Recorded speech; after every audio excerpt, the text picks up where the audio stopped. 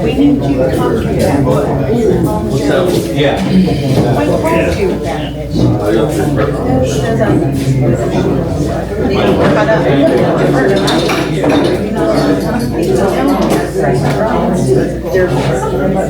I need, what I need, they need to be cut up this weekend. All right. I want to go on. All right. We'll do that. It's free heat. Oh, yeah. You can't beat free heat. Especially when your wife is freezing down. I know, right? Got the jacket on.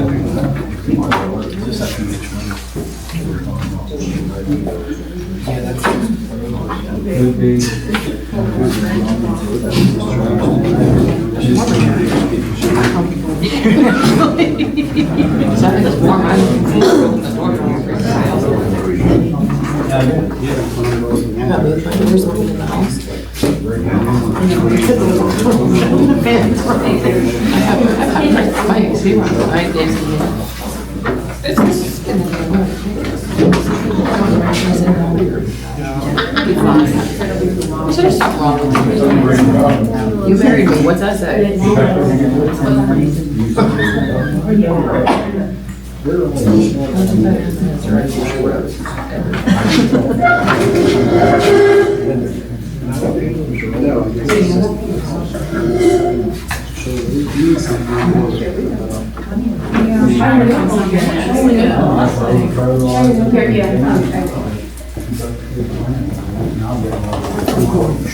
You want this? No, no, this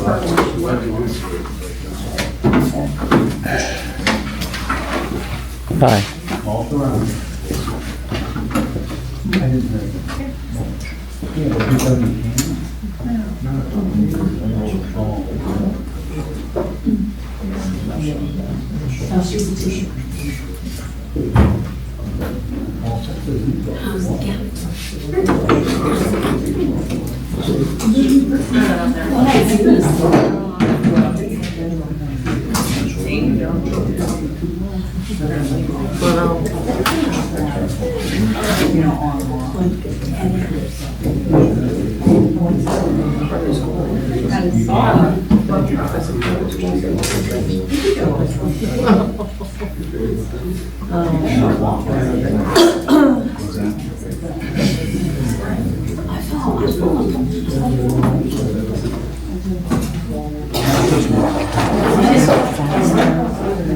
Yeah, but you don't need Work all week?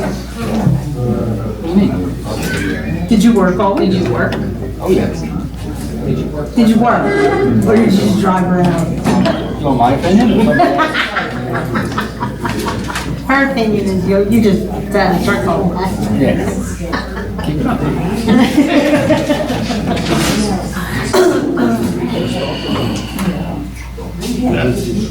A price for the new bench top with it.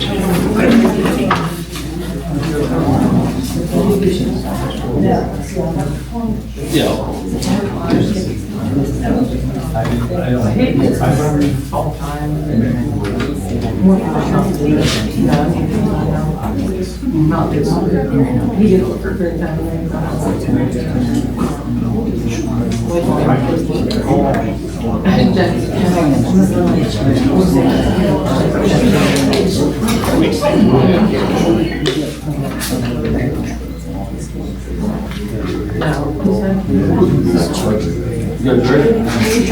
Everybody rise and pledge allegiance, please.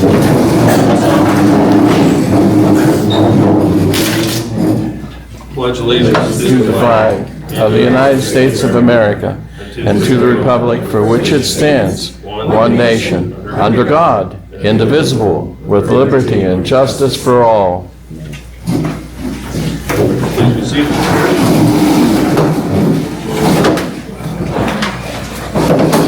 Roll call. Dan Smith, Here. Nick Costa. Yep. Tom Brink. Here. Tom Dixon. Here. Jeff Reed. Here. Okay, we have two public announcements. We had an executive session held on July 15th, 2024 for personnel matters, and we had one on August 16th for 2024 for personnel matters. That's a misprint. That It is a misprint, ain't it? 19. Yeah, 19, 16 was the other day. Motion to approve the minutes for July 15th, 2024 meeting.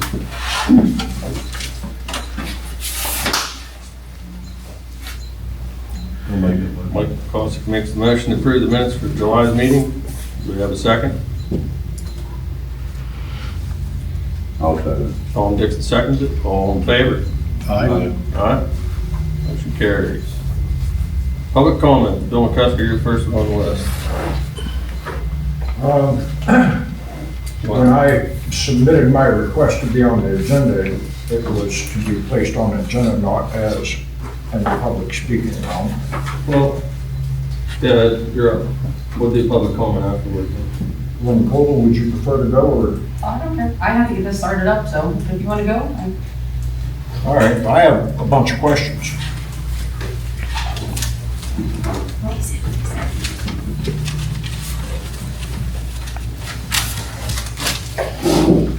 Most of it's addressed to the board. Some of it to the operator, I guess, but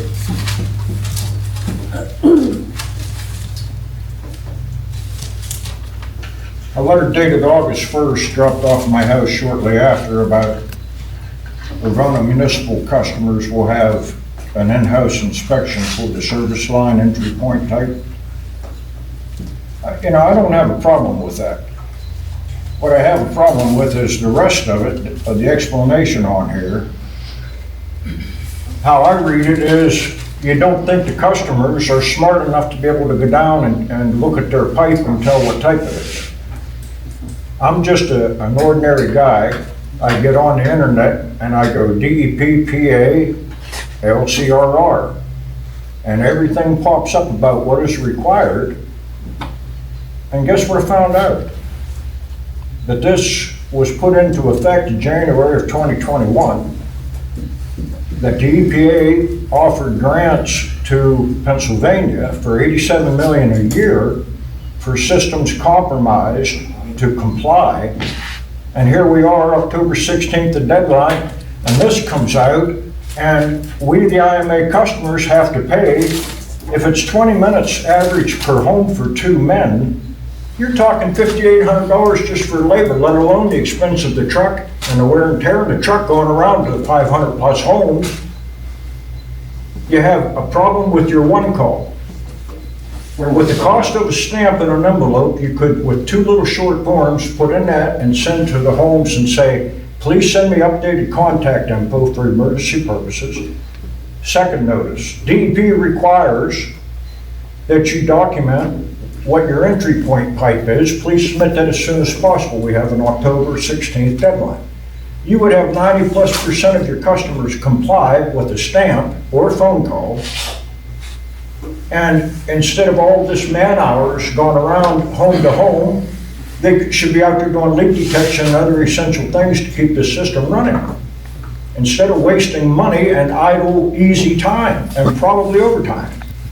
Well, I don't imagine that everybody's capable of determining what the line is, Bill. Well, this states that it has to be them that does the inspection. It says call and make an appointment so they can come and inspect. I've been in numerous homes doing inspections for other systems. Daryl's been in other homes. There's a lot of people that can't make it down their basement. There's elderly people that can't But get they down their would basement. notify, Ryan, they would call the board and say, hey, my health says I can't go down, or I wouldn't know what I'm looking at, please come. And then you narrow it down to the 20% or less that can't. Bill, I'm not gonna argue with you, but this is an opportunity for us to update our information while we're out doing it and make sure that we get as much complete by that deadline as possible. I never got a letter. The letters should have been taped to the doors August 1st, Okay, and Ryan, 2nd, and well, 3rd. since you opened up, I'll just direct this at you then. If you took over and through right to know, I found out what your contract is, and if you are to keep us in compliance, why until the June meeting, which the minutes show, that's when you said the LCRR is due, why wait then? I don't know, Bill, why did your operator before me not do it back in 2021? Don't pass the buck. Okay. You stepped I'm in starting and it. signed a contract. I'm starting it. So you're supposed to keep It's us in getting compliance. started. Bill, it was already Yeah, started. It was started about a year and a half ago whenever we started going into homes and replacing the meters. Well, why are they But waiting until the last minute? it hasn't been And that continued the past 87 7 months. million a year, Jeff, if you get on there and you check, that was so systems that are financially stressed or economically deprived, however you want to say it. If we're compromised, if the majority of our system, the entry point pipes are copper, that 87 million is supposed to be directed to the little communities, the authorities, to help people out. They got their asses burnt when they put the sewage mandate out. You must connect, but there was no money for the people to do it. They just snapped their fingers and said, did it. Well, they don't want to go through that again. So this 16th isn't even really the deadline. They want you to comply, but you turn in what you have and what's missing, and then you fill it in later. They just want to make sure that you're in the process of doing it, that's how it's stated. But the point that gets me is, waiting to now, we're at the end of the fish list for all that money. At the end of the last year, in the last month, and the chances of the IMA getting any money to help supplement any homeowner that can't afford to update, they're gonna have to just reach their pocket and do it, because this place isn't gonna get the grants. They were out there, they should have been inquired, looked upon, and submitted to get, and they weren't. No, I didn't know about it until this one started out, so. Leo, do you know anything about these grants? No, I wasn't aware that there was. It's right on the website. I'm sure it is, I just, Well, I don't understand why, when different things like this come out, When did it come you, out? Mr. Grass, and you don't look into whatever the options for this, because you are supposed to be the vanguard protectors of the customers on the system. When did you say it come out, Bill? The original was January 1st of 2021. And they gave the October 16th of 2024 deadline. And they mentioned 87 million a year. That's all in there, it's all black and white, it's real easy reading. The more I read, the more I'm going, well, why are we doing this, and why are we paying people to run around?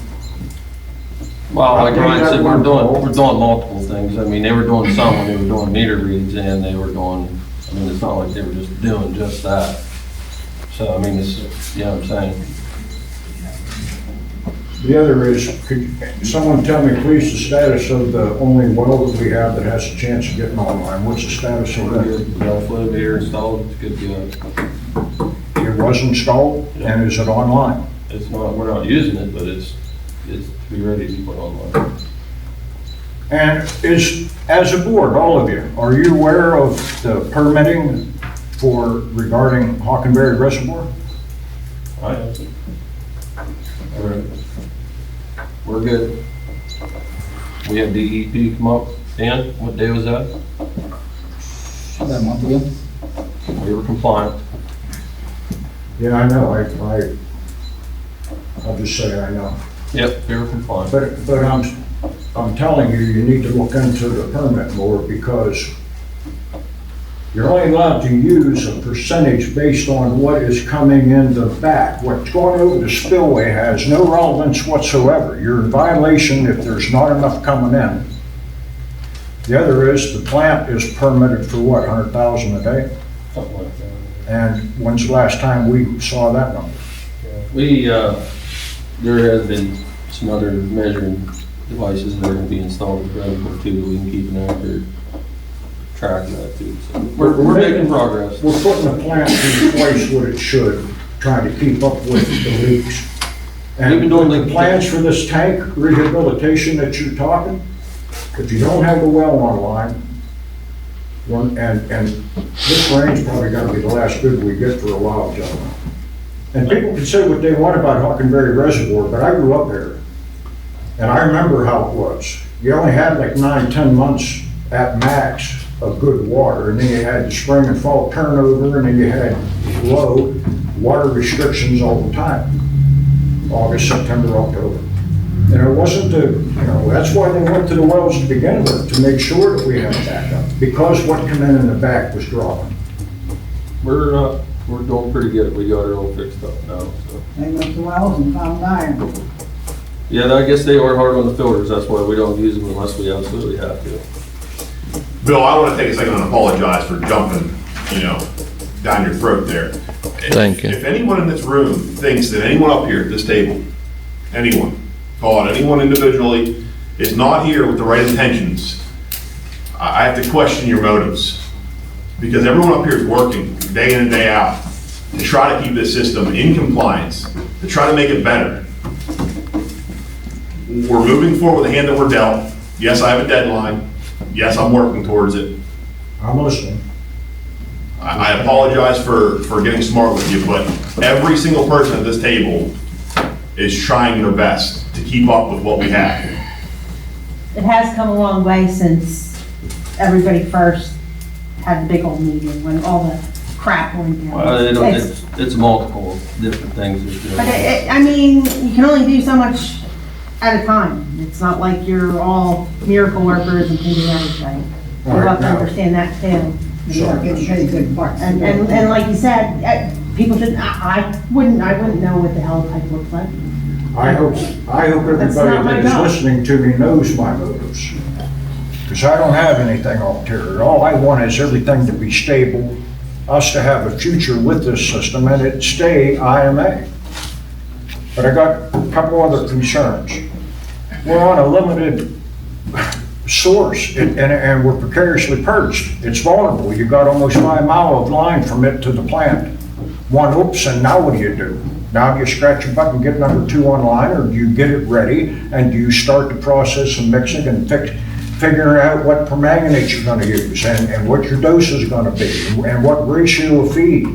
Now's the time, not when you need it. There was no saying I grew up with. You don't wait till the coal bin's empty to order coal. I could say they've been blowing it off out there, and they did some testing to see what they need to do, and they know what the flow is. and- There's been tests into the lab Yep. for the metals analysis. There is a meeting scheduled with Chris Eckenrode from Wind Dobson. Leo has been a part of those emails to get Chris up here to get us the calculations for the dosages. When that time comes, at this moment, I have no problem turning that well on and being ready to go. If you would ask me last month without that flow meter, yeah, we were kind of stuck between a rock and a hard place at that point. Well, I drank, I was in a community a number of years back, and they lost their water, and we had to get water out of Buffalo. And I'm telling you what, there's not a person in there that wants that, none of you. We're striving to prevent that, yeah. All right, which brings me, limited source, vulnerable transmission line to plant. Why in God's earth are you letting the fire company fill swimming pools? And why isn't the dry hydrant hooked up so in the event of a problem, they're not hammering the hydrants? So to my knowledge, the hydrant, I know you've brought it up before about the dry hydrants, the fire companies are not in favor of a dry hydrant. They want to just drop the line in the creek and go with it. Am I correct, am I right on that, Mark? If you don't have a secure spot to put it, then it's like a throw the dice, or you're gonna be able to get in there. Most But of if you them fill prepare from the those- creek. Yeah. The fire trucks fill from the creek when the filling zone's full. Yeah, Because I know when I lived in Glen Hope, they came and did mine, and they took, it was creek water. Because I had frogs and everything else floating in it, so I put I don't know chemicals in it. I don't know if anybody who comes. They did not bring the water from, I'm just going by what I was yeah, told by. it's all taken out of the creek. Yeah, I They don't, made, If they they- made good money on it. And look, I love the fire company, you know, they're volunteers for God's sakes. I'm not talking bad on them in that Yeah. respect. It's just, when we're drawing more water out than what is coming in Yeah. to the reservoir, then we shouldn't be just, I'd rather flush my commode, gentlemen, That's what we're swimming. than watch my neighbor over there swim. I agree. I grew up swimming in the creek, so that's free. I put one in with the hose. Yeah. Just clarification, it sounded as if Mr. McCusker says that there's money available to help the homeowner upgrade their system, is that correct? I don't know, we'll have to look into it. We can't just take his word for it. Thank you. Yeah. I said, just get on the website, it's right there, it's a little plan, I won't state what I just did unless any and everybody could just hit right on there. and come up with What's the thing. grant program, Bill? Pardon? What's the grant program? All it said was EEP is making sure that Pennsylvania, EPA. EPA, they're making sure. There's too many sicknesses coming from common poisoning throughout the nation. And take a look at Pennsylvania and how many little communities are on there where they all need water, every little one of them. And those are the ones that have like what we have. I'll bet you we're gonna come out with 90% copper coming into the homes. And we would have qualified. We may still if we look into it quick enough. All right, I thank you all for my time. Thank you for listening. And Cole?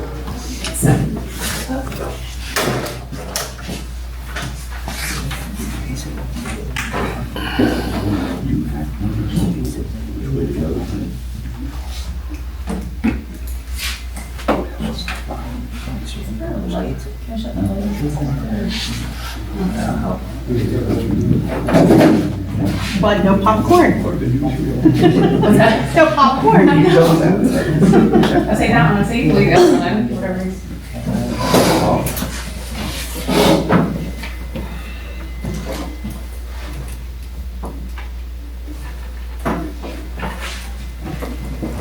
Thank you for letting me present here. I have some topics that I'm going to cover tonight during the presentation. First, I'm going to give like a brief history, and it's kind of splotchy down in the corner. Going over the right to knows, documentation and facts, and articles of incorporation. I'm also going to talk about findings through my research, issues supported through facts that I found through the research, talking about duties, bringing up the petition of equity, a time for a need for time and change, and finally talking about some other questions and discrepancies that I found and came across whenever filing my right to knows.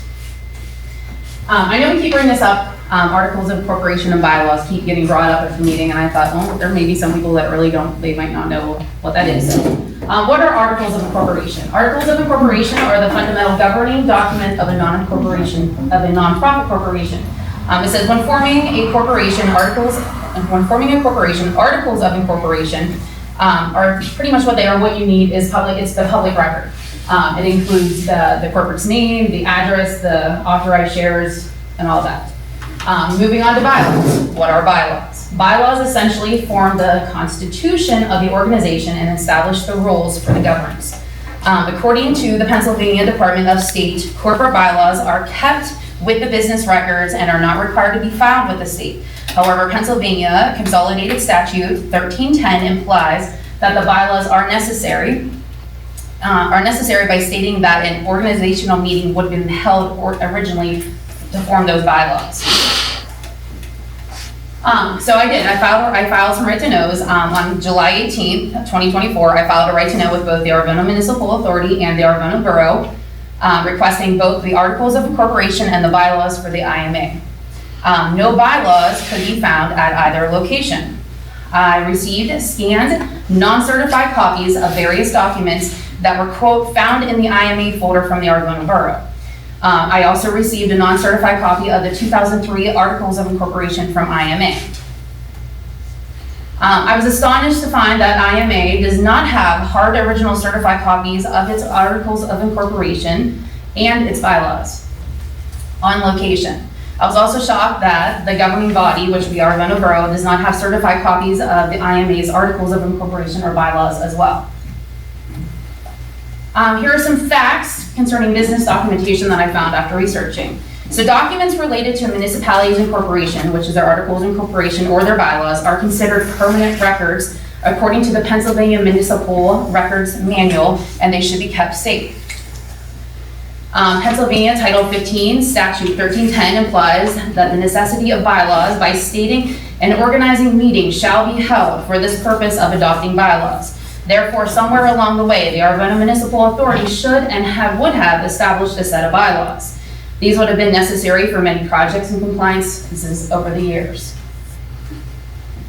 Pennsylvania also has a record retention law that was issued by the Pennsylvania Historical and Museum Commission, the Bureau of Archives and History. It's to inform the municipal officials and cities of the third class, boroughs, incorporated towns, townships, and the first and second classes, including many municipal corporations, that was described in the paragraph that was adopted by the Home Rule or the municipal authority created of any of these municipalities of the opportunity to legally dispose of records in accordance with the provisions of the Records Retention Disposition Schedule approved by the Local Government Records Committee. The Local Government Records Committee in Pennsylvania is responsible for issuing schedules that inform municipal officials about how to legally dispose of any records. The committee also provides guidance on the best practices for maintaining records electronically and can authorize the transfer of inactive historical county records. In 2019, the committee actually issued the policy regarding the form of pertinent recordation for municipalities, which is included in the Municipal Records Manual. The policy applies to records that are scheduled for permanent record retention, whether they are electronic, paper, microfilm form. The policy includes guidance on selecting appropriate locations and environmental conditions for storing media and systems used to store electronic records. It also requires municipalities to notify the Pennsylvania Historical and Museum Commission if they intend to use a PDFA for record series. And there is, I've found too, there's a difference between just a PDF and a PDFA whenever you're saving those. So a question. If these permanent records cannot be found at the IMA office or plant, then according to the record retention, proper procedure should have been taken and followed to permanently and accurately document any crucial documents. Is any of the board members aware if this was done?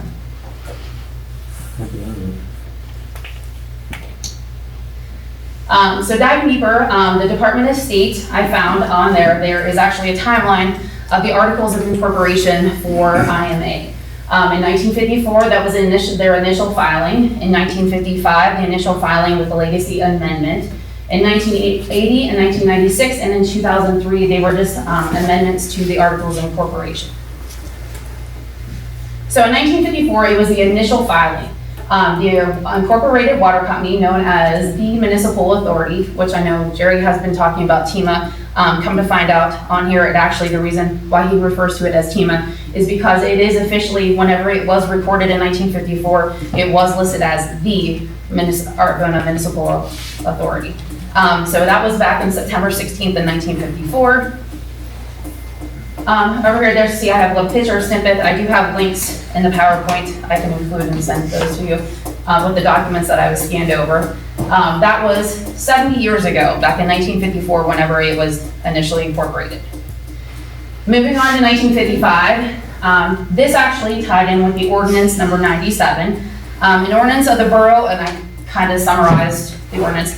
An ordinance of the Borough of Arvona, Clearfield County, Pennsylvania, providing for the leasing of for the water system from the Arvona Municipal Authority, defining the terms, conditions, and conveyances of the leasing and the rental arrangements, and directing the proper officers of the Borough of Arvona to enter into and consummate on behalf of the Borough of an agreement of a lease with the Arvona Municipal Authority. Then in 1955, which would have been 69 years ago.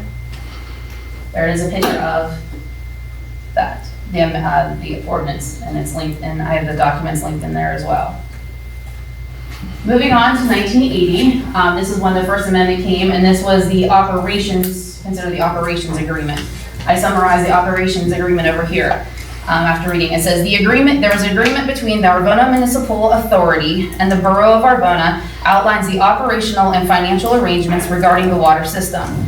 The authority previously financed the water system through the issuance of the water revenue bonds, with a portion still outstanding. To enhance the water system, the authority plans to undertake capital additions financed through a loan agreement with the United States National Bank, which will also facilitate the refunding of the existing bonds.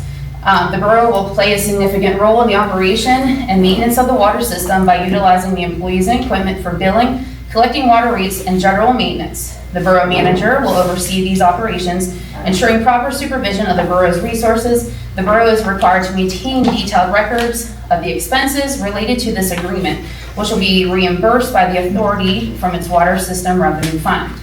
Additionally, the authority may provide advanced funds to the borough for future expenses, contingent upon the availability of current revenues.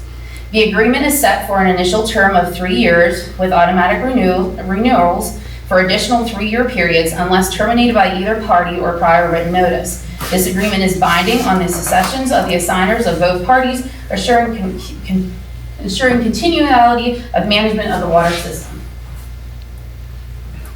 And then there was a picture of the operations agreement, and that was 1980, which was 44 years ago.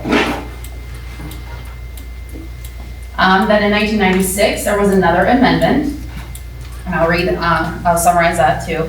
So the Arvona Municipal Authority had proposed an amendment to its Articles of Incorporation, which has been submitted to the Borough Council of Arvona. This amendment stipulates that when a vacancy arises on the board of the municipal authority, at least one of the appointees must be from the portion of Vicaria Township, Clearfield County, Pennsylvania, that is served by the authority's facilities. The rationale behind the amendment is to ensure fair representation for the significant number of customers from Vicaria Township who utilize municipal authority services. The Borough Council has officially approved the amendment, which adds a new provision requiring at least one board member appointed to fill the vacancy must be an adult taxpayer, business owner, or resident of the specified area of Vicaria Township. Additionally, any previous resolutions that conflict with this new resolution are repealed to maintain consistency in governance. And there is a picture of the resolution that was submitted and signed to the Commonwealth, which was 1996, 28 years ago. And then in 2003, this was the last amended article to the Articles of Incorporation.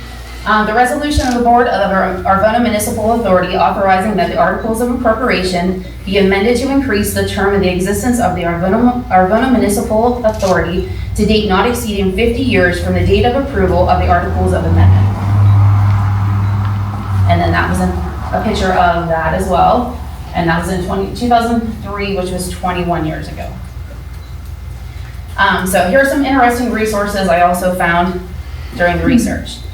So back in 1996, a group of Vicaria Township residents actually requested representation on the IMA board. And there is a letter that was sent to the borough. IMA board agreed and said that, quote, it feels it would improve customer relations with Vicaria Township residents. According to a letter dated in 1991 from then IMA solicitor Andrew Gates, it was understood that the IMA board, quote, felt that since Vicaria Township makes up part of the service area, it was only fair that a member of the board be on the part of the Vicaria Township service in the authority's facilities. According to a letter dated in 1996 from the then IMA solicitor Andrew Gates, it was his understanding that, quote, it is the general consensus of the members of the Borough Council that it is only, and I have this underlined, only fair that Vicaria Township have representation on the board of the Arvona Municipal Authority, considering the number of customers the authority has in Vicaria Township. And there's a picture of his letter. The 1996 Amendment of Articles of Incorporation state And then I highlighted it down there too. This is actually in the amendment that is filed with the Commonwealth. Considering the number of customers the Arvona Municipal Authority has in Vicariat Township, it is only, underlined, fair and equitable that the said portion of Vicariat Township have representation on the board of the Arvona Municipal Authority. Borough Council of the Borough of Arvona approves and hereby adopts the following amendment to the Articles of Incorporation of the Arvona Municipal Authority, which amounts to adding a new paragraph as follows. G, at least one board member to be appointed by Arvona Borough to the occurrence of the vacancy of the present board, or which occurs by December 31st, 2000, shall be an adult individual who is either a taxpayer and maintains a business in, or be a citizen in the portion of Vicariat Township, Clearfield County, Pennsylvania, which is serviced by the facilities of the Arvona Municipal Authority. According to a letter written in 2016 by Robin H. Heidel, Chief Counsel from the PA State Ethics Commission, and underlined, the borough is partners with Vicariat Township with regard to the organization of the authority which disperses water to the borough through Vicariat Township. There's a picture of that as well. Here's a matrix that demonstrates the current inequity of board members on the Arvona Municipal Authority. And you can see the breakdown, or out of the authority, Vicariat Township, there's around 386 customers, which represents 68% of IMA. The Arvona Borough has around 184 customers, which represents 32%. Vicariat Township, out of those 380 customers, or 68%, only has one representative. Arvona Borough, out of 184 customers, 30%, has 4 representatives. If you break that down, for Vicariat Township, our one representative is in charge of 386 customers. If you break it down for Arvona Borough, the 4 representatives are then only in charge of around 46 apiece. You can also see the revenue that is brought in as well. There would be around $21,000 monthly revenue bringing in from Vicariat Township and around $10,000 being brought in from IMA, or bringing in from Arvona Borough. On April 14, 2014, IMA solicitor Heather Bozovich prepared an opinion in writing appearance served to the IMA board in response to a question of equity. In this letter, the solicitor states the IMA board of directors has the authority under section 5605 of the Act to amend its articles to increase or decrease the number of members of the board of the authority, to reapportion the representation of the board to the authority, and to revise the terms of office members, all in the manner consistent in provisions with section 5610, which is relating to governing body. I actually, after filing the right to know, I also have received a letter from Mayor Kramer. I'll read the letter here. It says, after further research about the bylaws you had requested in your right to know, the Arvona Municipal Authority follows the Municipal Authority Act. The Arvona Municipal Authority also has rules and regulations and a handbook that each employee and/or board members must follow. Also, the Arvona Borough does not have the original copy of the operational agreement, and that would be at the courthouse. So some questions I had after receiving this letter was 1, following the Municipal Authority Act, 2, rules and regulations, and 3, courthouse. So according to the Municipal Authority Act, which is Title 53 in statute 5607, D number 7, the board must write and adopt bylaws generally describing the management of its affairs and appointment of officers, agents, and employees prescribing their duties. The bylaws, actually, I know I've stated before, they would have had to have these over the years to be able to do projects and other things. The bylaws were actually stated in that letter from 1991 from the attorney, from the then solicitor of IMA, Andrew Gates. He actually did state in his letter that he actually reviewed the bylaws whenever he was preparing a letter to send back. So somewhere along the line, something had happened to him since 1991. Along with the Municipal Authorities Act too, there has been other occurrences and violations with the Sunshine Act over the last few months. 2, rules and regulations. I actually personally have 2 sets of IMA rules and regulations. I had actually receipts for those, had to purchase those whenever we were actually putting in our house. I have a 1998 version and a 2006 version.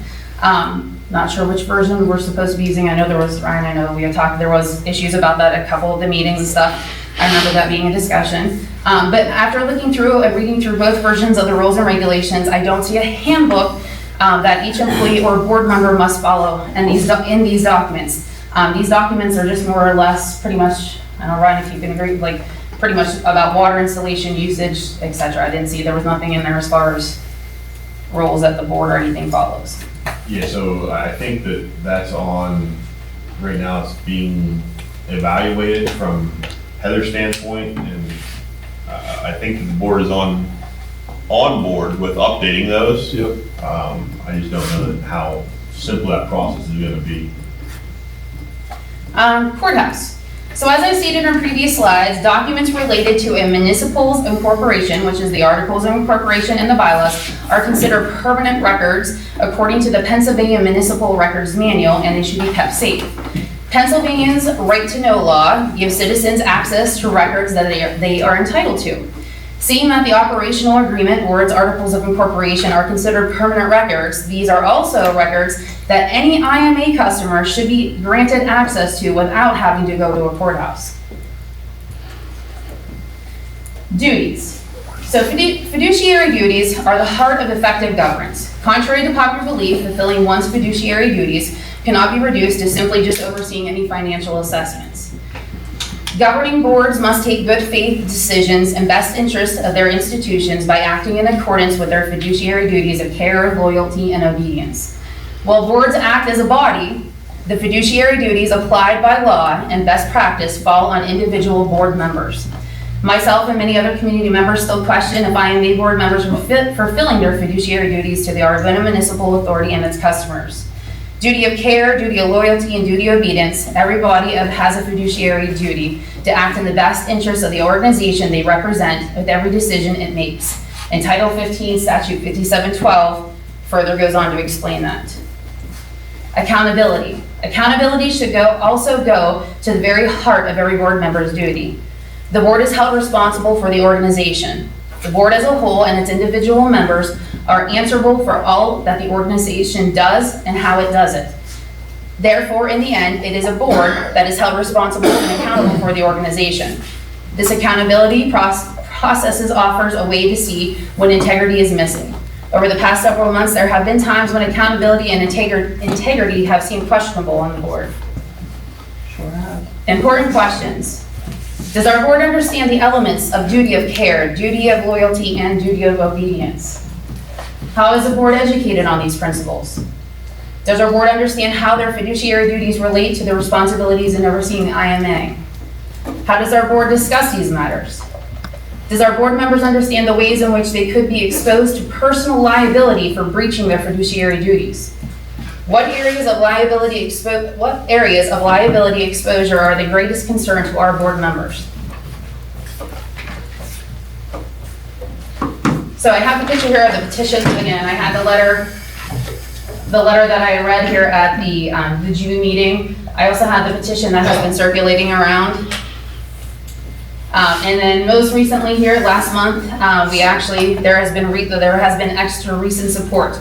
And within the last month, you actually should have received, I was told that you have received, and the borough had actually received as well, that received a written notification from the Victoria Township supervisors that they are in support with our effort to have fair and equal representation on the IMA board. Could you please read that letter? Yep, I sure can. Dear Borough and board members, we are writing this letter in response to the recently circulated petition that addresses the issue of equal representation between Victoria Township and Arvada Borough residents on the IMA board. Several residents have attended our recent meetings stating concerns and reasons for wanting equal representation, and we have also received several letters of interest from township residents who would like to be appointed to serve as IMA board members representing Victoria Township. We have heard the concerns from the group representing the residents who have signed this petition, and we are in support, and we support their effort and feel it is only fair to have equal representation on the IMA board based on the number of IMA customers who reside within the township. With that being said, we are confident in the ability of the borough and understand that there is documentation in place with regard in placing a board to oversee IMA. With respect, we ask that if at all possible, you would consider adding board members to represent the township's IMA customer base, allowing us to appoint said members and as we do with other boards, based on the letters of interest we have received. Thank you for taking our request into consideration. We look forward to working together to come to resolve on this matter with the goal being betterment of our community. In regards, Victoria Township Board of Supervisors. Thank you. Good. No, I appreciate that because I think it needed read. Thank you. So going back, it has been 28 years since a group of Victoria Township residents requested representation on the IMA board. 28 years ago, the IMA board agreed to allow Victoria Township residents on the board and said it, quote, feels it would improve customer relations with Victoria Township residents. It has been 33 years since a letter from the IMA solicitor, Andrew Gates, said it was understood that the IMA board felt that since Victoria Township makes up part of the service area, it was only fair that a member of the board would be a part of the Victoria Township serviced by the authority's facilities. So think how much the world has changed over the last 28 to 30 years. I know, even thinking as far as like our professions go, like Mike, you're in construction, you've been in construction. In the past 28 years, have building codes changed? I don't know if they changed or not, they just enforce them around here more. I'm assuming they changed, I'm sure they've changed over 28 I mean, years. both the codes have been around and. Care and nursing, I know 28 years over nursing, like I know, I'm sure the procedures and things that have nursing, Both they the have codes changed have over been 28, enforced 30 for the years. last 40 or 50 years, and that doesn't mean they're in Pennsylvania.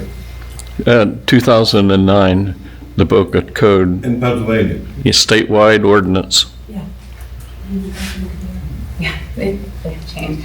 I'm sure I could go down the line for every single one of us. I'm sure things have changed. I know my profession, teaching, everything that we've done now too has changed over the years. It's just changed.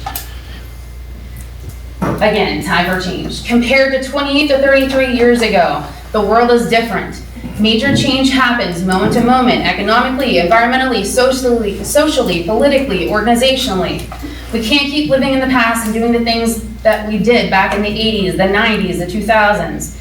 We need to care and have board members that also care and want to see IMA change and grow with the times and not just stay stagnant.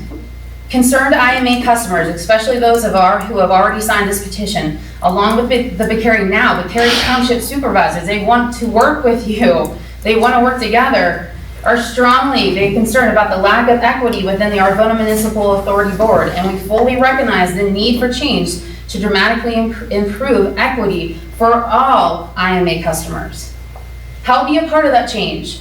It's what's needed. Show us your duties of care, your duty of obedience, your duty of loyalty, integrity, by agreeing to amend the Articles of Incorporation to approve and establish equitable representation to allow 4 Victoria Township representatives to sit on the IMA board to match the 4 that we have for the Arvona Borough.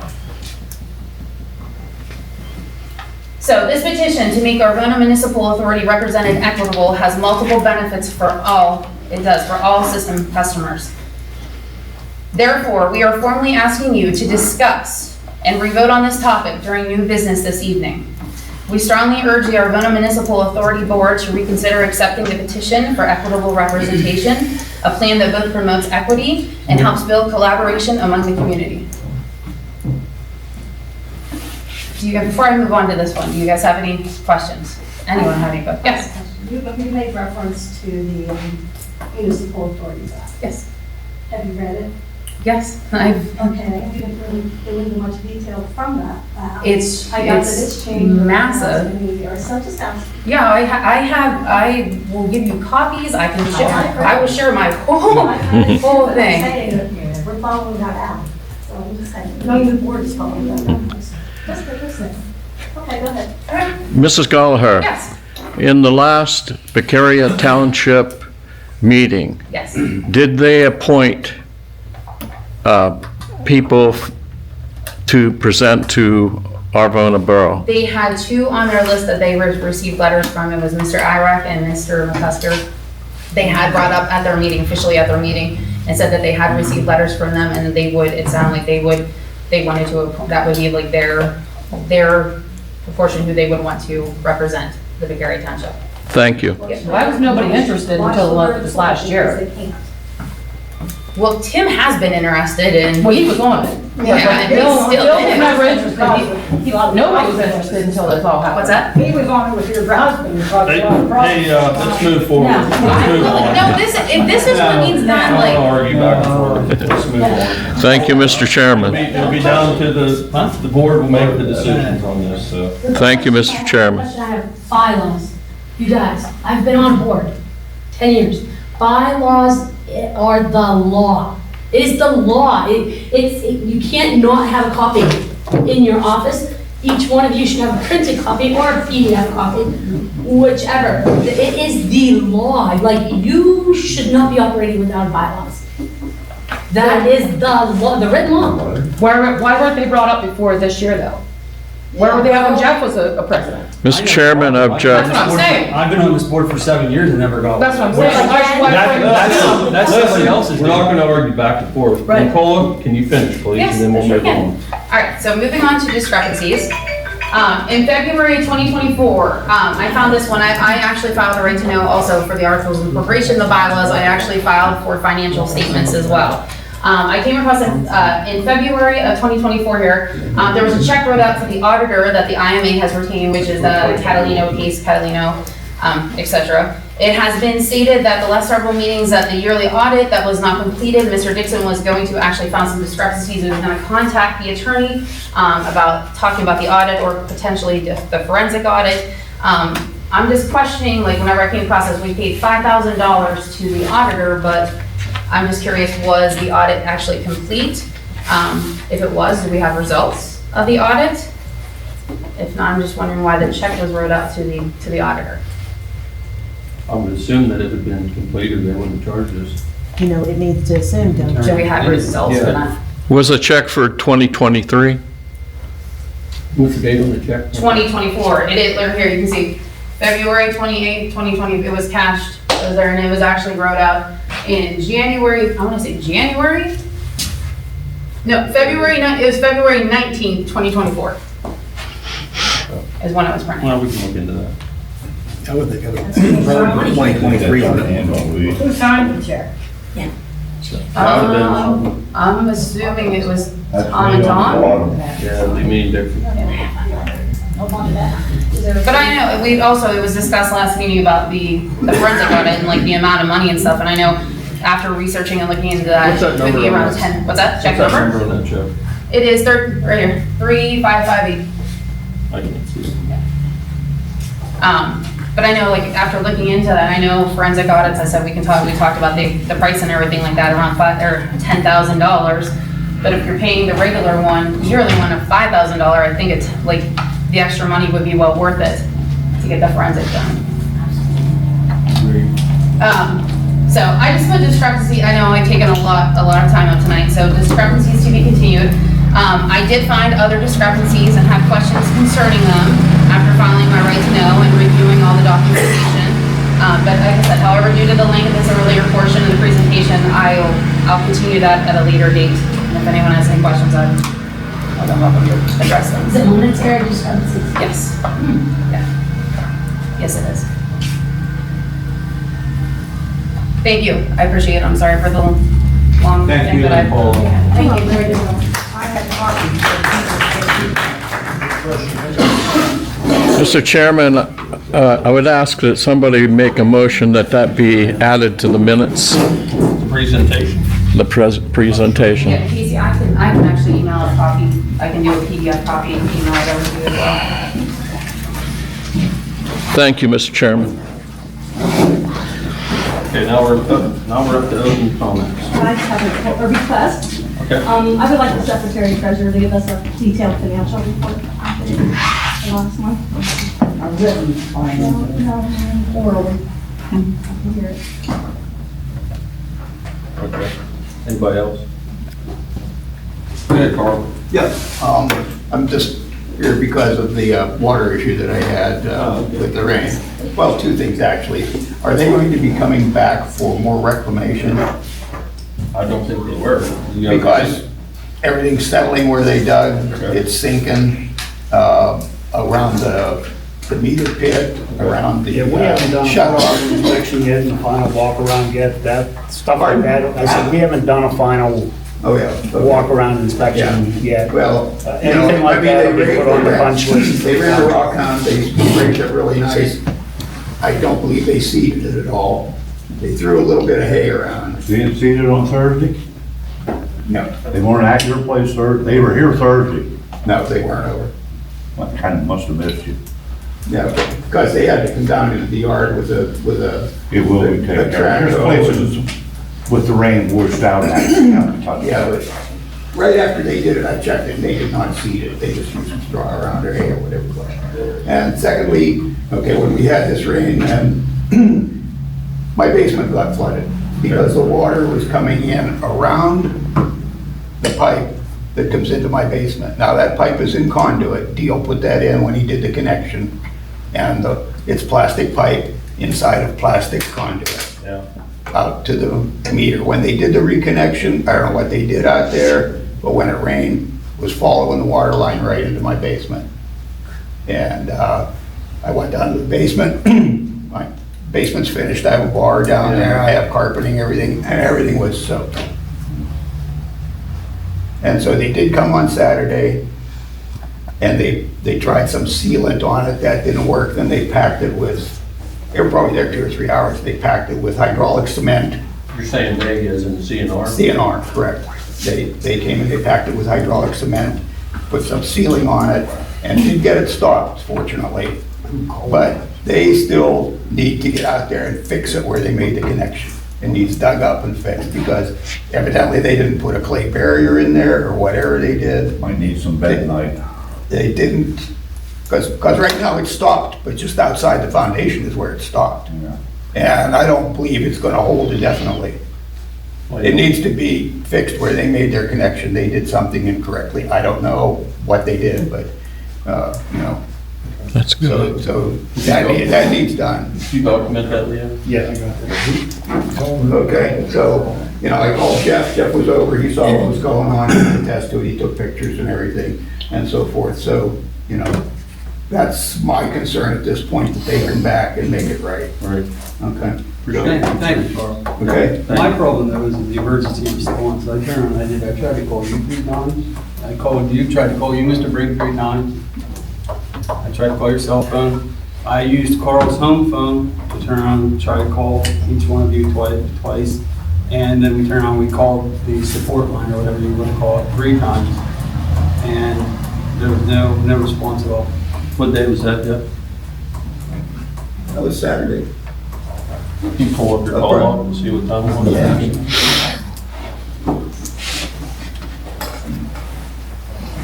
Or was it Friday? Thursday or Friday. Yeah, because they thought they're probably not working today, but they did come out. So you're saying it's Thursday? It was about Thursday, I believe it was Thursday. Remember? Yeah. It was, I think that we had a really bad rain. It was Thursday night. It was a Thursday. It was a Thursday. That's right, they did come on Friday. It was Thursday, August 8th. August 8th. Because we were due to leave Saturday, we were going to race in Richmond, and I was thinking, I'm not even gonna be able to make the race. We'll see. If it could please, that just adds the importance to that one call, because that call from Jeff to all these people, no one knew what the leak or what the problem was with no response. If it had been that 8-inch main, we'd be here without water right now. Yeah. The only person I knew to call was Jeff. I thought maybe he had CNR's number and I could call him directly.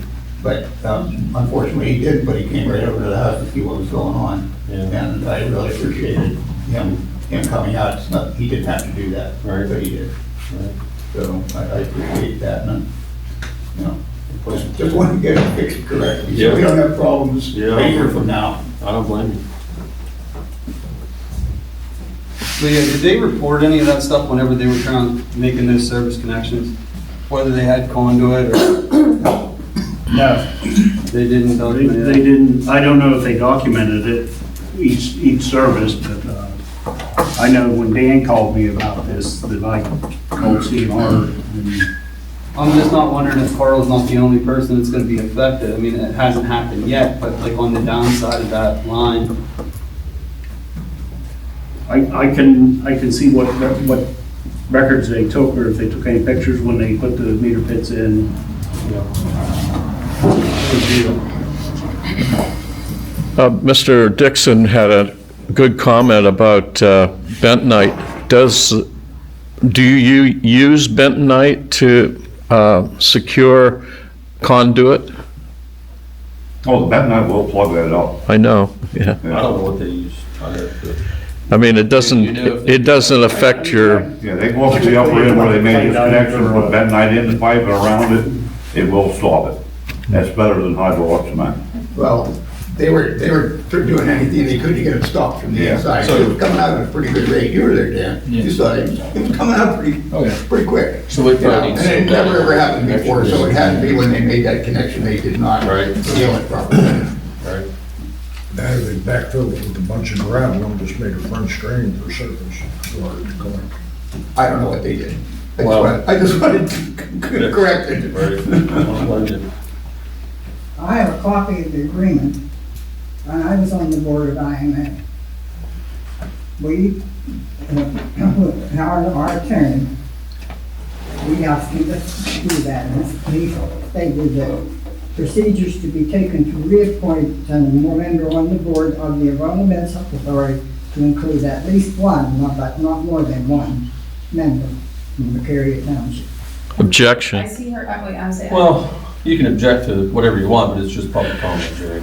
Yeah, but it didn't say, it didn't have a limitation on it at all. Like That's, I said before, I'm not gonna get into a back and forth argument, it's the board's decision at the end of the day.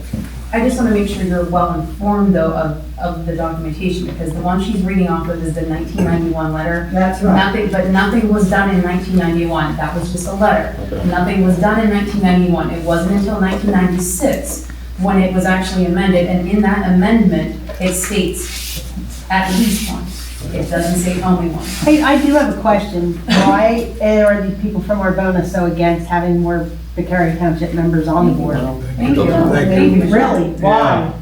What's the difference? Maybe it'll be a good thing. It doesn't make a difference to me. What- nobody said Terry it was Township. Yeah, but you guys are all, you're saying only one, and we have one. We don't. And they're saying we need more, just like the TIMA crap. We have more important things to worry about We're gonna get to that, so, than that can we move on? crap. I have everything that she put on that board. And I didn't get a chance to say it, but I'm saying it now. But I think they're making a big issue out of getting board members on. Nobody's against them. But we don't want equal board members, because that won't work, and then we can get somebody who don't know what to do on, like one person on the board. I'm sorry, Linda, you said your name? Linda?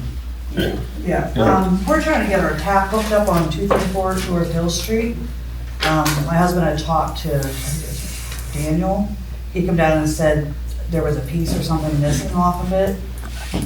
And meanwhile, we have the trailer and everything bought, it's coming in, but it's been like 6 weeks that we haven't got an answer yet on when it's coming, how it's gonna happen.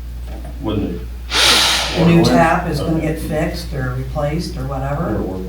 About 3 years ago, Arvona was there doing maintenance in that area, because we walked over and asked them, and they said it was just basic maintenance. Okay. Well, now, when he went down and checked it, he says there's a part or a piece or something missing off of it. You know what that is? it's made into law.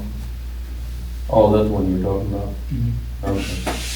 So I don't get that right. We'll see if we can get rectified. Yeah, that needs to be fixed up. Yeah, because the new trailer's coming, like, we're signing for it in a week, and they're gonna try to move it in quickly, so. Let's get it fixed up. okay? Exactly. We'll have to talk about that. Anybody else? One question on, you voted that you had executive sessions. Was that for last month? Yeah, there was an executive session last month and then there was one day. That was, are you talking about the one prior to the meeting? Okay. Thank you. And we had another one too. 15th. Okay. When we talk to you.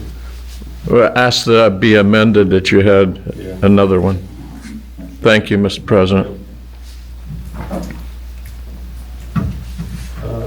Any more public comment? They all done, Tom? I guess. You got something to say, Mr. Mayor? So, I want to thank the IMA employees for their assistance 2 weeks ago when we had that flooding. I know myself and the fire chief, we spent the day before, probably at 6 o'clock in the morning, getting prepared for this. So, Daniel and your other partner, thank you. But I want to make sure I address something to the board. There's already scuttlebutt going around that IMA was down at the pond all day. And I'm going to tell you what I told Daniel Mann. I said, you make sure all operations are taken care of at that plant before you come and help volunteer. Am I Thank right, you. Dan? Even when he showed up on scene, I said, is all operations good and secure at the plant? He said, yes. So, you know how the rumor mill starts. Why is IMA down there and everything else? I made sure that he made sure that the plant was operational wise. Plus, IMA also helped our borough workers clean out the drains. So he wasn't sitting up at the pond. What? I think we were up there almost practically all day. So, thank you, Dan. Another question I have. Hours of operation for IMA. What are your hours for operation at IMA? For the office or? The office. Yeah. 8 to 4. Okay. 8 to 4. 8 to 3:30 maybe. 4 to 4. I just think about that for a minute. Are we all in agreement on that? I'm just asking because there's a couple questions I need to. Are we all in agreement with that? Then why am I getting phone calls at my house that the doors ain't open at IMA and no one's returning phone calls or answering the phone? And why are customers going over to DCI and trying to make a payment? There should be somebody there all the time, but. Okay. No, I don't know. I don't let everybody take payments, no. So we have a payment drop-off box, or we only let certain people take payments, because of the handling money and stuff. Okay. Bonded.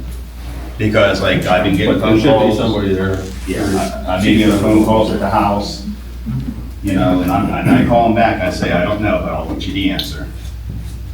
Mr. Mayor, when was that? That was last month and the month before. Oh, it's on a regular basis. I probably get 4 or 5 phone calls a month. Thank you, Mr. Mayor. There is a sign-out sheet every time I leave, so it would say why I'm not there. Okay, that's fine. I'm just telling you what I'm hearing from the community. I want to add one thing onto that. There should be a call log as well that should be filled out.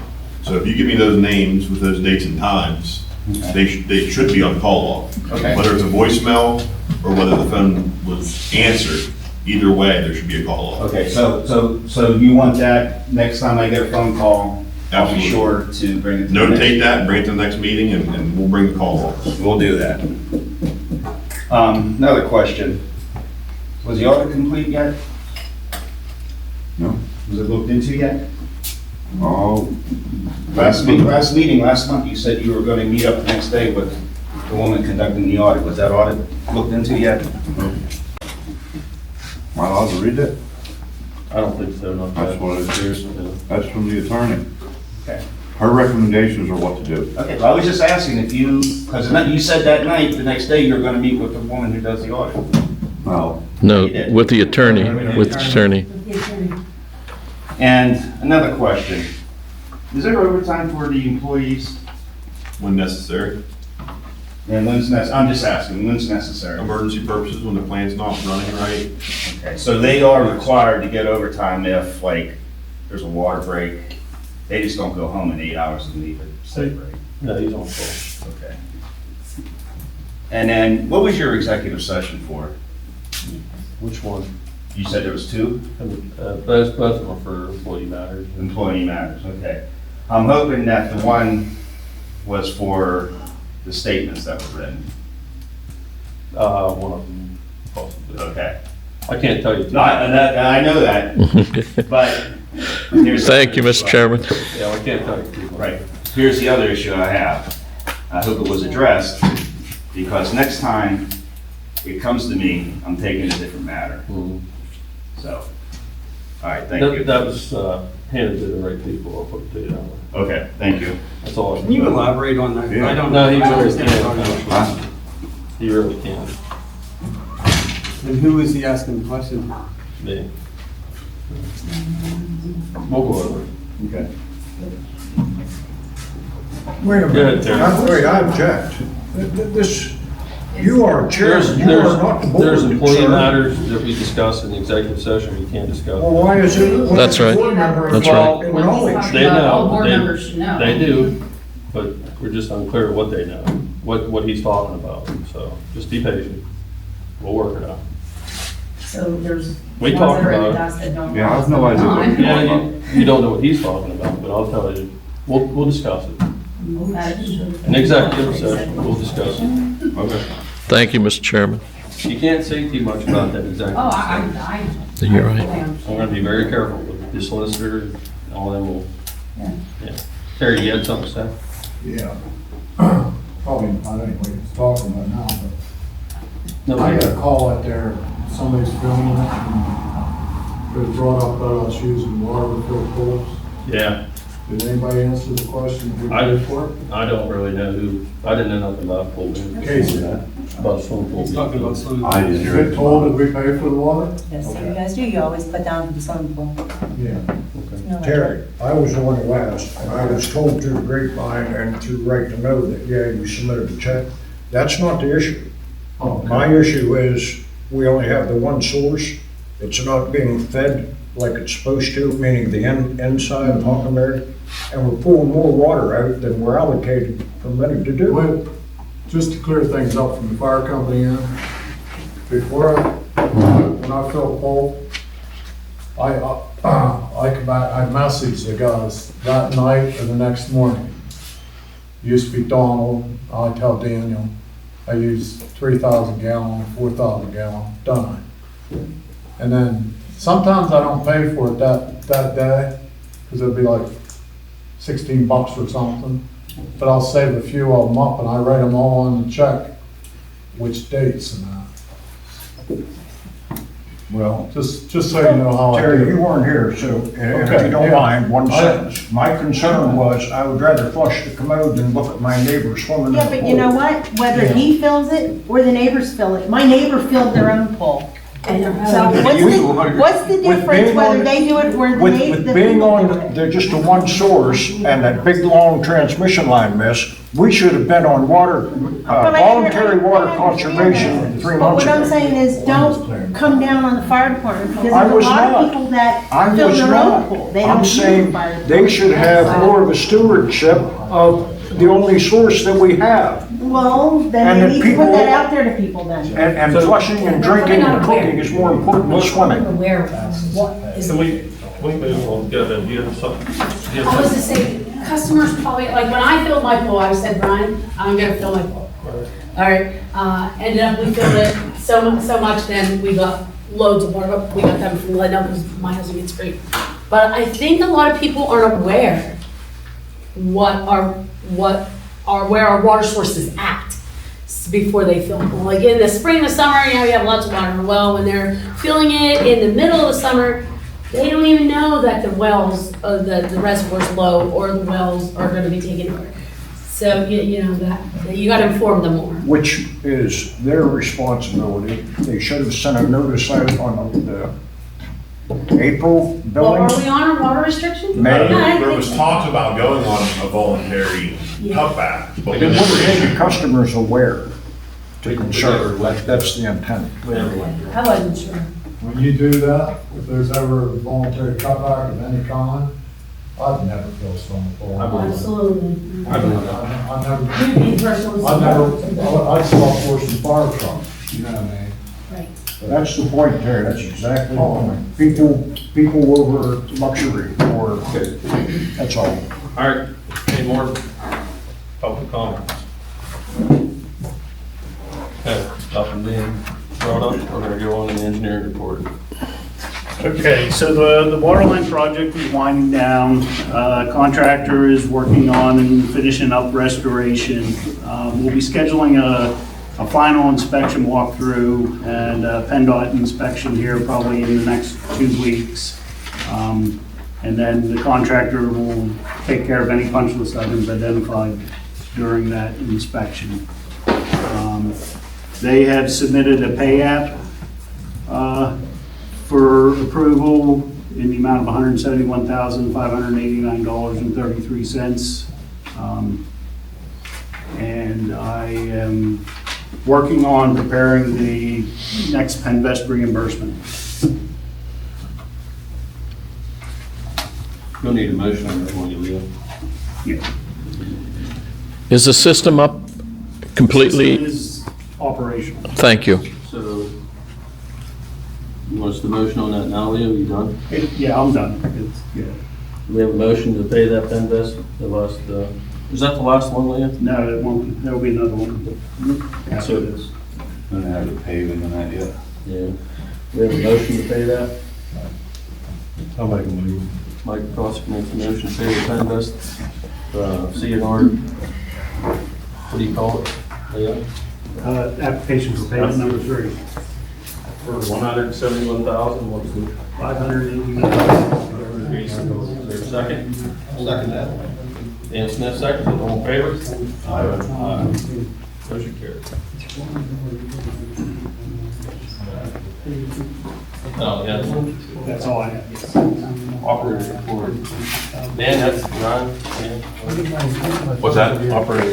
Yep. So the plant produced a total of 3,384,000 gallons in the month of July. That number is up roughly 600,000 to 700,000 gallons from the previous month. That number, I do think that we have some water loss out there. I think that number is high for possibly 2 reasons. One, we knew that we hit a lot of lines, or the CNR hit a lot of lines during the construction project. We had a lot of boil water advisory issues, issued. And we did a lot of flushing after that project as well. So I expected the numbers to be up. I didn't expect them to be up quite that high. We will compare that number again next month. We do have PRWA coming in. Matt Bittner is going to come in and assist with some leak detection on the 27th, I believe, of August, to try to cut back on some of that lost water, those lost water numbers. The reservoir is full.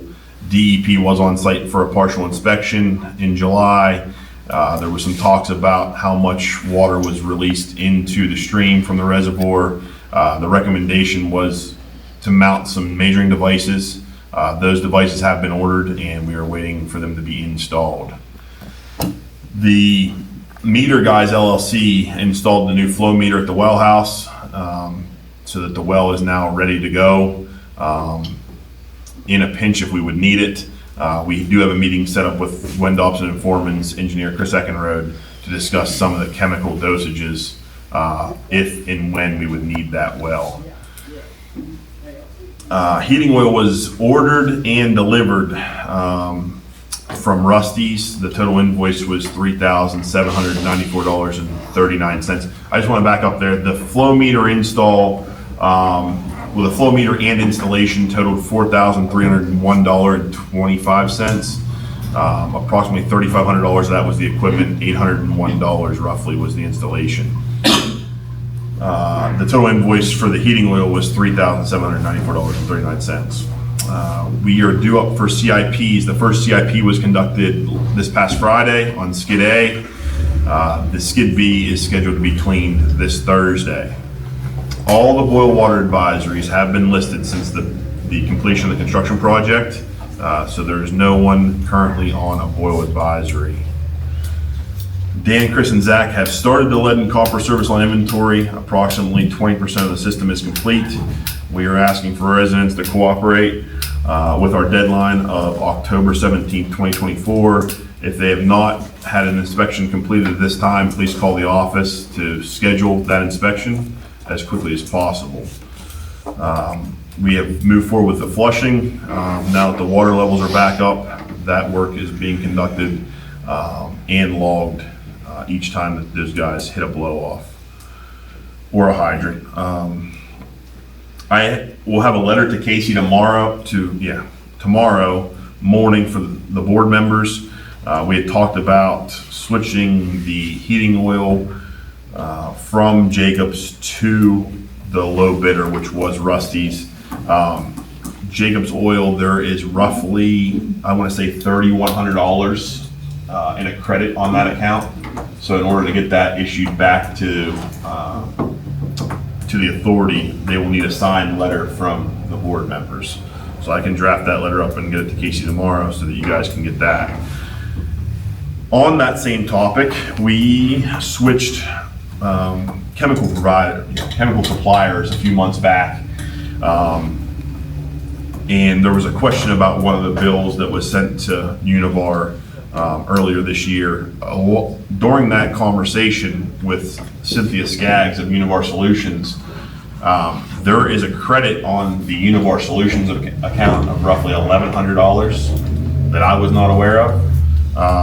So we would also need to send a letter to Univar Solutions, attention Cynthia Skaggs in finance, to close out our Univar Solutions chemical account and get that check issued back to the authority. And there were some questions about the security of the plant. There was some work being done there. The fence was taken down temporarily. We ordered some supplies and that fence should be put back up this week as soon as the supplies are received. Attached to the back of your operator's report, there is a motion that I'm requesting a motion to order a new benchtop pH probe for the lab. That current one is having a tough time meeting the calibration standard, and I am limited to $250 in purchases, so you're looking at $285.29. That is needed for the analysis, for accurate, precise analysis of water quality day in and day out. That's all I have.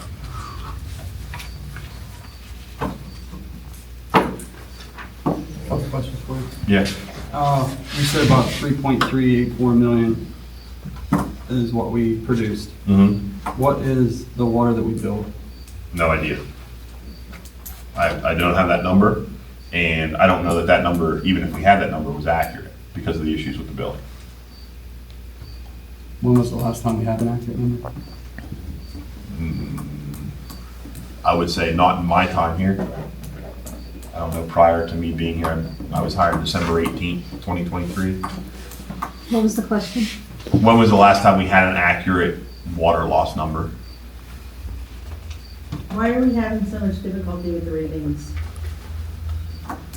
All of a sudden, it's just, I'm just curious. I wish I had an answer. We all wish we had an answer. Yeah, it's just, it's my problem. So we need a motion to approve Ryan's request for a probe. A pH probe, correct. pH probe, $285.29. Is there a motion to approve that? I'll make a motion to purchase it. Tom Dixon makes the motion to purchase it. Second? I'll second. Mike Bosick, second. All in favor? Aye. That's all you needed, Ryan? Did you check the outside tank for water? You're gonna need a letter for the chemical place too, right? Where Jacob's trying to put it going? Right. Did you know that the generator didn't start the other day? I did not know that. Yeah. There's water in the day tank. The generator hasn't been serviced. The generator should run every month. It should. It should run every Monday morning. It should exercise. There should be a log of that. You would think. Right. You need 2 letters to request a refund? I need a letter for Rusty, or for Jacobs, and a letter for Univar. We put that in a motion, draw the letter, and you authorize it? Authorize you to go ahead and do it? Yeah. I'll make a motion that Jacobs, and what's the other name? Univar Solutions. Unimark request the money that was overpaid, I guess, and authorize Tom to sign it as the chairman. That sound good? Yeah. All right. Is there a second? I'll second that. Ian Smith seconded. All in favor? Aye. I guess I can. So what are we doing to figure out why the meter readings aren't right? Is it ever gonna get resolved? To get an accurate, I mean, I'm hoping it's like that there flushing is, water. I'm hoping that there is progress. Tom, do you wanna talk about that? So, yeah, we decided there to pull the reins on Ryan a little bit with the billing, to kind of just let that up to Casey and Dan, and, what's the billing company? Right. Right. So, I think we are making progress, but, we're still having issues we're still trying to work out. We're not My bills were wrong too. Yeah, so we're not sure if, I know I didn't use 200 gallons of water, I used a lot more than 200 gallons of water, did you just get that recently? 2 months ago. I So, mean, it's, I wish I had a clearer answer for you, but I really don't. Mr. Chairman, can I have a privilege? The mayor brought up an issue, and it wasn't clarified, but what I want to ask is, it sounds like you have an agreement that your employees can be used for extraneous or, Well, and let me finish what I'm about to ask. Is he volunteering his time, or is somebody paying for his time? well, that's a good question. We'll look into that, Harry. Thank you, sir. I'm not sure when he was over there, what times he was there, so I can't really. Yeah. I mean, it wasn't clear. Yeah. He was, I don't know exactly what his hours were when he was there. yeah. I think I wrote a thing, letter like months ago about that. Mr. Chairman? Yeah. Not to point fingers or to say that anything's wrong here, but I'm kind of curious. I'd like to ask Dan, how long did it take for you to get 20% of the customers? I take it that's like 100 plus homes? Yeah, just a couple of days. Looking back at work orders and all the stuff we already had from the past year. I just want to have you focus on efficiency and Yeah. take into No, I agree. consideration what I said and see if you can't maybe adapt the remainder and then just take care of the ones you can't to see if you can save money. That's all. Just Appreciate your concern. Thank you.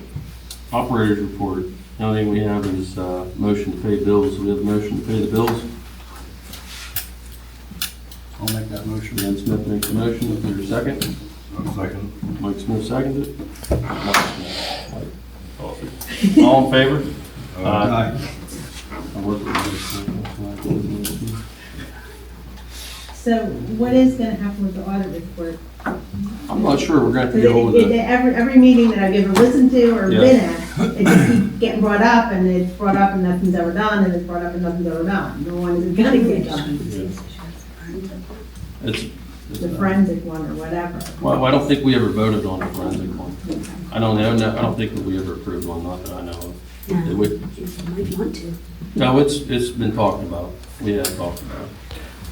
Are we not privileged to hear what the attorney? We can't, we gotta do, Okay, yeah. thank you. To my knowledge, the way I understood that, how about she said that was just for us, what the attorney sent you. That's kind of the way I read it. Okay, anything else before we move on to Confidential attorney-client communication. office report? We did that. Okay, Motion to do thank all you. business. It's to the board of directors, so. Yeah. Thank you. What do we have for old business? Do we have any old business? I have a question about the Becari Township mower. We were at the Becari Township meeting. Did we try and make a decision on that I didn't know about? We're not purchasing it? The mower? Yeah. We never made no motion to I purchase didn't, one. well, there was talk of it at that meeting that IMA personnel were around talking to the supervisors about it. Did they turn on call, did they call back down the next day? Did Kim? I let you know that you guys weren't interested. She did call the, I was gonna say, I know the borough was looking at buying it. You well, know, they said Davey came up to town and looked at it and then never got back to us. Yeah, we never voted on it, and we never even discussed it really here, did we? The pumpkin's a nice, long, nice, modern one. I don't know what they went for. A lot of money for it. Probably. Old business. Was other than that? Was that old business, Joe? Yeah. Yeah. You guys have any old business? Okay. Moving on to secretary position. So we have an executive session. Is there a motion to move forward with hiring the second secretary that we interviewed, or do you just want to Why do we need? repost it? Oh, in case somebody's absent? Yeah, because, Part-time. yeah, part-time.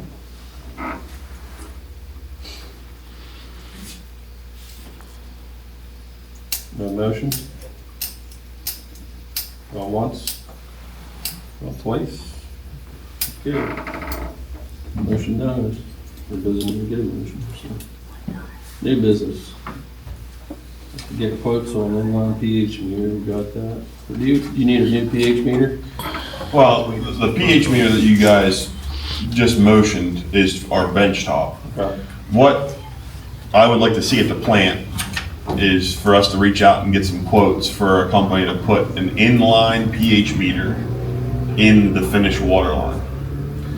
So that way you can set alarms based around it, because right now, you could leave that plant, the pH could change, and you wouldn't see it until the operator manually runs the pH the next morning.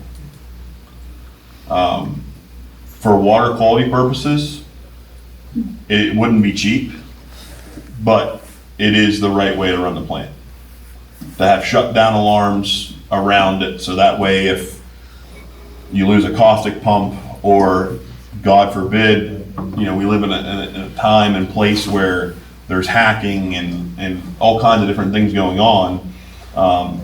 2 years ago, there was a water plant in Florida that was hacked, and they turned the caustic pumps to 100%, both of them. The pH leaving the plant was like a 12. That's scary. But purely water quality, you could view that at any time through our TeamViewer app. So you could, if Dan has to make a 3% change and he wants to look at it and see where it goes, you can look at the trends and pull it up. Again, it ain't gonna be cheap. I think we should at least look into getting some quotes and some prices on having that tied into our SCADA program. Depending upon whether those prices fall would be, whether it would be justified or I not. don't think you need a motion to get quotes, though, do you? I wouldn't think. Okay, It's a safety I issue. just wanted to see what we're Well, gonna it's- get into. okay. Get the quotes, and then we'll let them look at it, and then we can vote on it. I don't think you need it. Is that a specialized thing, or several people can do it? No, there should be several people that can do it. I'd get a couple quotes on Yeah, it, get and like we'll 3 look at quotes or it. whatever. That is not a bad idea. I'm all for it. All right, now, Nicole's request for equity. That's gonna fall in the new business, unless anybody has something else. So, the way I see it, I'm gonna ask the board members if they change their positions, because since we already voted on this once. If there isn't any board members that have changed their positions, we'll re-vote on it. If not, then we'll just move on. You okay with that? That's fine, I just, Yeah. it probably won't end there, like, it'll further, I would assume with the members on there, it will probably pursue other avenues Well, if it doesn't go through this way, maybe, but, maybe somebody did change their mind. I don't okay. know. That's all I'm Yeah, hopefully. Has anybody changed their position on the adding of more board members to the IMA board? I don't Seen the think it's presentation, one I think more. maybe we should get together and have an executive session on our own and discuss it amongst ourselves. I can do that. One thing I was thinking about, That's a good. that wouldn't be a bad idea. We can do that. Does Becari Township have any money involved in that when that plant was started and the building and everything was put in? No, So why should they have equity? that's why I. Because they're making the payments. Listen, I'm not No, I don't gonna, think they I did. don't wanna go back and forth here, y'all back and forth, okay? This is what I'm trying to avoid here. We wondered that. So we're gonna have They a, had- we're gonna have an executive session. We'll discuss it amongst ourselves. I think that's a pretty good idea, Smitty. Thank you, Mr. Chairman. Yeah, so, and then we'll reconvene. Mr. Chairman, if you would look into your own records, you would see that big loan that come through, or the big grant come through because of the Cary Township Supervisor's endorsement. Like I said, we're not gonna get into the. You guys need to get Victor on. Once you have your facts, you've got to go in and discuss it, you might as well know the facts. But if you aren't prepared to look into the history so that you know. The facts are, we're on the board tonight, so I mean, it's not like we don't have them available to us, so. Thank you, I appreciate that, thank you, Dan, too, as well, and I'll provide the documentation that, all the research So, that I have. and we're next, Well, what I was gonna say, would that be something there that we should have the borough, the authority, and the Cary Township have a work session or executive session together? The board here. Good idea. Anybody on the board anyway? No. no. No, so it really shouldn't be. No, but why do they keep bringing it But here? the way When it comes down to, it, do we have to authorize that? It has to or go does the through borough both, have to? Mike. We have to. It has to go through both. Then they have to. Right, we have to. You adopt it. and, it has But to go even through if both we you don't and the vote on board. everybody getting it down, right? It has to go. We don't vote on anybody getting on the board. No, you don't vote on anybody getting on the board, but No. you have to Hey, vote for this initial If amendment. the board would vote to add 4 people, the borough can say no, right? Yes, it will. That's what I mean. That's why if we're gonna do it, it ought to be the Cary Township, the borough, and the board meet together. Then be done with it. That sounds good. How's come the solicitor hasn't been here? I don't see the need for it. Expense. Yeah, if you guys wanna pay them bills, I don't. Not whenever we can sign them emails and stuff, and that's how we got the information we had. Yeah, it's not like she wasn't in the loop. Yeah, she Well, was in the loop. she's still in retainer, you pay her anyway, Yeah, correct? but when you pay her to come here, you're paying her from the time she leaves your house to the time she's back. As an estimate, it's what, about $400 for her to come here? It's probably more than that. Is it? Probably over $1,000, I'll bet you, for. No, Thank you, something Mr. we Chairman. didn't know. That was Yeah. good information. So, I mean, if we have to bring her in, we will bring her in, but as of right now, I'll bet you. I know, I've seen some of the financial reports back through the year before. I'll bet you it's close to that. But yeah, wow, yeah, travel time. You figure, she's probably charging From time Well, to they time. $400. emails too, and letters. Well, yeah, but it's not nearly the price. Oh, no, not nearly. She's probably charging $400 just for a flat rate, and an hourly rate on top of that. To and from. What's that? To and from her location. So, that being said, we need one more motion to adjourn the meeting. No? Got something else? I have a problem that, like I said, we already hit on this before, the distribution system. Very recently, we turned on and seen that we were producing 110,000 gallons a day. If we're only accounting for 50,000 of that, that's 45 to 55% loss. We're turning on and hitting our filters and our plant, our chemical, our power, everything's double. If you turn around and break that down, and this isn't with power or chemicals or anything else, just on the water rate itself, of 50,000 gallons a day lost at a rate of 8 thousandths of a gallon is $400 a day. That's almost equal to the rate of 3 employees that we have here working an 8-hour day. Yeah, but you don't know if that's loss or if that's because they're screwing up and it's not being. I'm Right. talking about the past year or two Yeah. with numbers. Yeah, because it's not getting read right, yeah, that's something that really needs to be, But it is, over an entire year, you're looking at, you've lost $146,000. yeah. I think we need to turn around and be better and that's turn around and what actually work to turn around and get these That's things what fixed. that needs to be. There's definitely a lot of loss, because, I can't think of his name, he lives over here on, what is it, Shortcut Road? In the state, the one you live on. Market Street? Market Street and the Shortcut.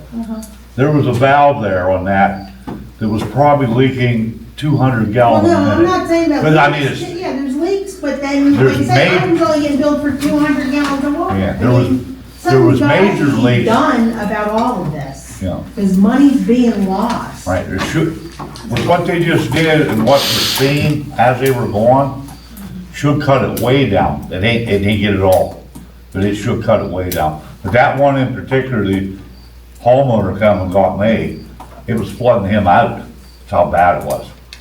But all the years that was sitting there, it never come to the surface. It was running underground. It was going down the sewer line. Well, correct me if I'm wrong, but wasn't that part of the reason for the upgrade? Yeah. But I'm thinking that what I seen while they were working and that, it's gonna reduce it considerably now.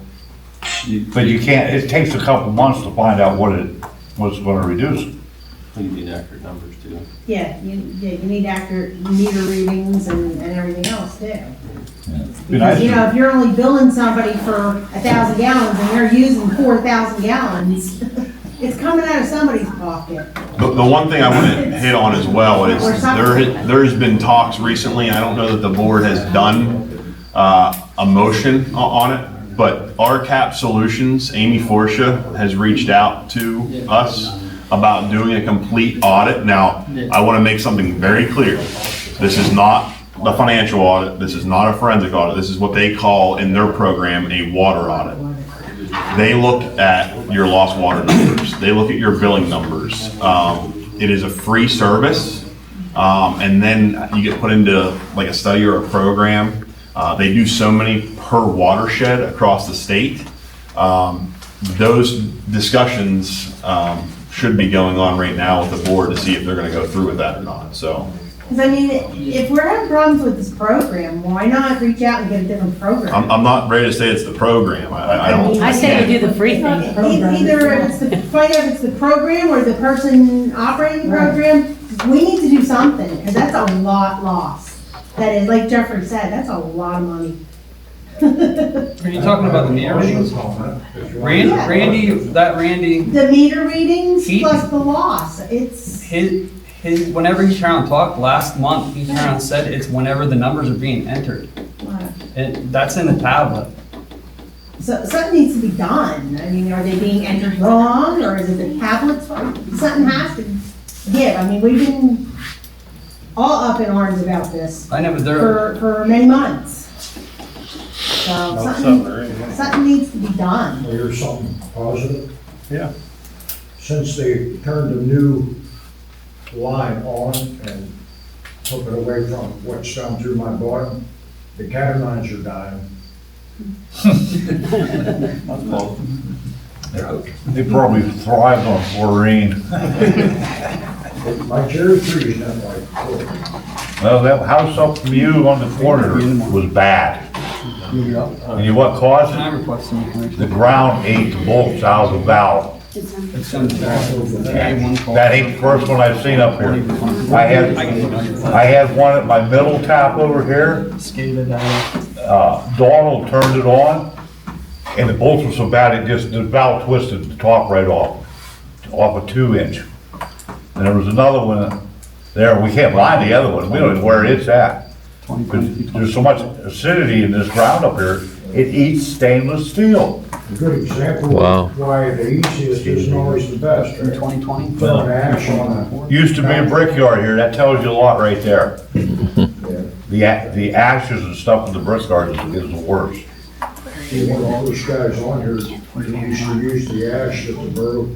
That's how anytime they would add a saddle or any type of thing that could soften, that's what they used, was coal ash. Because it was easy. Okay. Anything else before we adjourn? I think that's it, right? I need one more motion then. I'll make a motion. Tom Dixon makes the motion to adjourn, second. I'll second that. Yes, Smith seconds, all in favor? Aye. Motion adjourned. Thank you, Mr. Chairman.